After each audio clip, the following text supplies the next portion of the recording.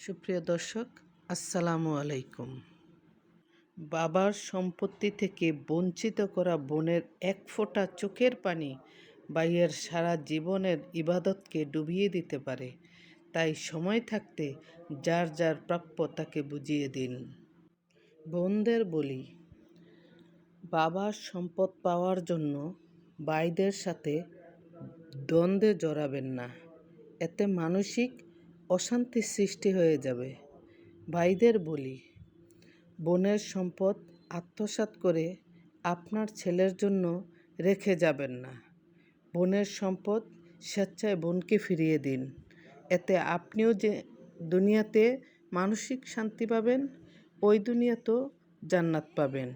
অন্যথায় নামাজ পড়ে হজ করে কপাল কালো করে ফেললেও জান্নাত পাবেন না। আল্লাহ হাফেজ।